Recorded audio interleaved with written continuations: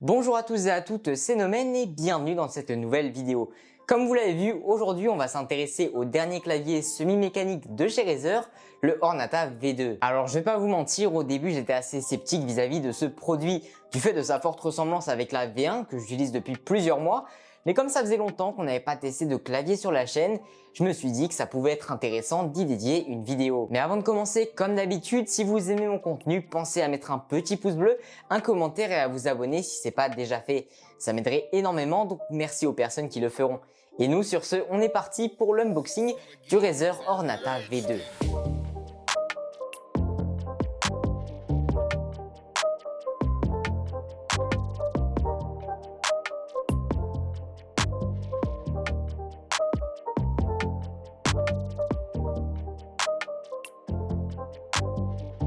Tout d'abord, au niveau du packaging, eh bien rien d'innovant. On retrouve quelque chose d'assez classique pour du Razer, avec au dos les différentes caractéristiques du produit. À l'intérieur, on a directement le clavier accompagné de son câble USB tressé, qui ne sera malheureusement pas détachable, donc il faudra faire très attention à pas l'abîmer. Néanmoins, chose plutôt cool, sous le clavier, on va avoir un système de passe-câble pour ceux qui souhaitent s'organiser un peu et faire du câble management. Toujours sous le produit, on retrouve deux petits pieds ajustables à différentes hauteurs, en fonction de vos préférences. Pour ce qui est du reste du contenu, on retrouve le repose-poignet magnétique sur lequel on s'attardera un peu plus tard dans la vidéo et comme d'habitude avec Razer, un papier qui nous remercie d'avoir acheté le produit, des petites notices qu'on ne lira jamais puisqu'installer un clavier c'est pas non plus trop compliqué et des petits stickers à l'effigie de la marque. Avant de commencer à rentrer dans les détails, à vous parler des différentes fonctionnalités, je vais faire un petit rappel concernant ce qu'est un clavier semi-mécanique puisque c'est quelque chose qui est pas très clair pour beaucoup de personnes. Comme son nom l'indique, ce type de produit se situe entre les claviers à membrane et les claviers mécaniques. C'est aussi pour ça qu'on les appelle hybrides. Sur le Ornata, on retrouve donc des switches qui vont avoir pour but d'offrir un toucher similaire à du membrane avec la vitesse d'un mécanique, d'où le nom de mécamembrane. Oui, je sais, ça fait beaucoup de noms pour parler à peu près de la même chose. Alors c'est souvent considéré comme moins bon que des switches red, brown ou silver, mais personnellement, après avoir utilisé le Ornata V1 pendant plusieurs mois, eh bien je dois avouer que j'ai une préférence pour cette technologie hybride, même si bien sûr je ne suis pas un joueur pro et que si vous recherchez les performances et que vous avez le budget, eh bien il vaudra toujours mieux se tourner vers du mécanique qui aura souvent une vitesse d'activation plus rapide. Sur ce type de clavier, le bruit est également un peu plus discret que sur du mécanique, donc si par exemple vous parlez avec vos potes sur Discord, que vous êtes en jeu, eh bien on ne devrait pas trop entendre le bruit des touches.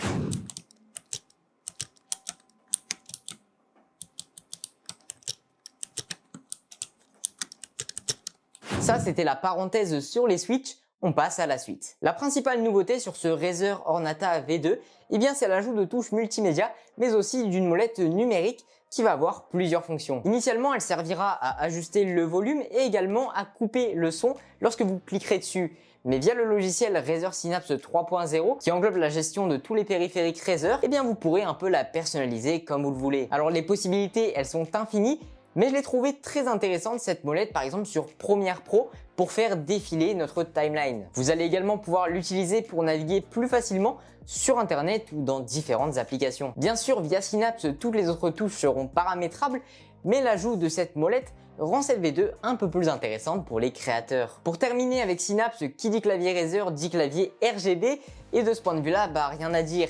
Comme d'habitude, c'est super complet, vous allez pouvoir ajouter plein d'effets toujours aussi bling bling, faire des vagues, des arcs-en-ciel, un clavier qui réagit à l'environnement du jeu auquel vous jouez et ce dans différents profils. Pour ce qui est du rendu des couleurs, eh bien comme d'habitude avec Razer, c'est vraiment très quali. Enfin, on a des fonctionnalités assez classiques mais qui sont tout de même très importantes comme la possibilité de créer des macros ou de désactiver n'importe quelle touche du clavier. Comme sur la V1, ce Ornata est équipé de la technologie anti-ghosting qui va permettre d'éviter d'ouvrir des raccourcis ou des applications lorsque vous jouez à un jeu et que vous appuyez sur plusieurs touches en même temps. Pour ce qui est du design et de l'ergonomie du produit, eh bien c'est quasiment la même chose que sur le Ornata V1. Point positif, on a toujours le même repose-poignet magnétique qui honnêtement est juste l'un des meilleurs du marché. Avec celui-ci, vous pouvez jouer tranquillement 5-6 heures sans ressentir la moindre gêne, ce qui n'est pas le cas sur tous les claviers. Le dernier que j'avais testé, c'était le Fnatic Mini Strike, qui en termes de confort était très loin de ce Ornata. En revanche, pour ce qui est de la qualité de fabrication, eh bien on reste sur du plastique,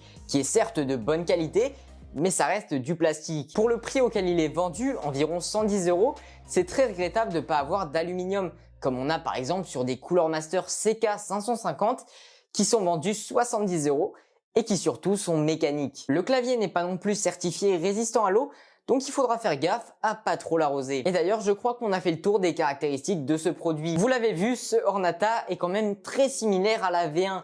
Et c'est loin, très loin d'être un point positif. En effet, dans le premier test que j'avais fait du clavier, eh bien je le disais déjà, le produit était beaucoup trop cher pour ce que c'était. Alors certes, il est vraiment très confortable à utiliser et les ajouts qui ont été faits sur cette V2 sont plus qu'intéressants. Le problème, c'est que la molette numérique et les touches multimédia, eh bien c'est des choses qu'on retrouve sur des claviers moins chers comme le K55 de Corsair et ce depuis déjà pas mal de temps. Alors oui, le K55 de Corsair est un clavier à membrane, mais c'est à peu près la seule chose qui le différencie de ce Ornata V2, sans oublier le prix qui chez Corsair est 2 à 3 fois moins cher. Donc pour conclure ce test du Razer Ornata V2, oui c'est un bon clavier avec des fonctionnalités plutôt cool, mais il est absolument pas compétitif vis-à-vis de la concurrence. Néanmoins, si vous êtes intéressé par le produit, comme d'habitude, vous retrouverez tous les liens Amazon en description, ainsi que les liens des K55 et CK550 de Cooler Master. Je m'excuse également pour le manque d'activité en ce moment, c'est assez compliqué d'enchaîner cours, vidéos et montage,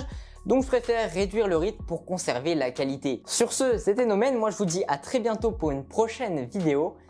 Bye!